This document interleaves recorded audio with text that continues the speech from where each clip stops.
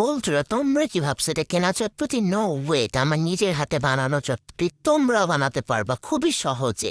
ভিডিওটা স্কিপ না করে খুব মনোযোগ দিয়ে দেখো। তো এই ডাব্বিটা সারা রাত আমি কালকে ভিজিয়ে রাখছিলাম, তো আজকে পুরো সিদ্ধ দিয়ে দিছি, সাথে ডিম আর আলু সিদ্ধ দিয়ে দিছি। এখানে আছে ঝিঝিঝিরি করা শসা, পেঁয়াজ, টমেটো, ধনিয়া পাতা, মরিচ, এগুলো সব আমার আম্মু কেটে দিচ্ছে, আমি এটা তো পুরো না।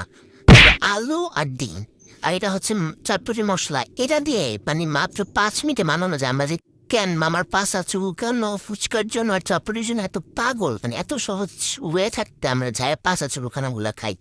দেখো, তারপরে এটা হয়ে আসলে একটু গুড়া মাদা দিবা ভালো করে।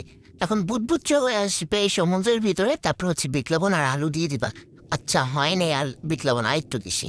তারপরে এই চটপটির মশলাটা দিয়ে দিবা অর্ধেকেরও বেশি, দিয়ে খুব ভালো করে আবার এটাকে নাড়বা, একদম ভালো করে গুতা মাথা হচ্ছে মাথা, খুব ভালো করে এটা কেন দিতে হবে।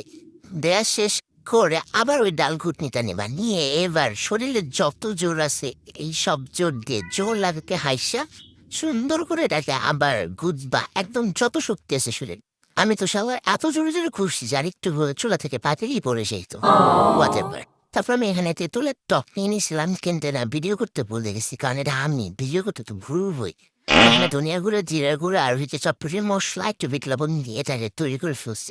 আমি চিনি দিই না, কারণ আমার হচ্ছে মরিচের সাথে টকের সাথে চিনি আর খুবই বিশ্রী লাগে স্বাদ, এটা আমি দিই না। তোমরা চাইলে দিতে পারো।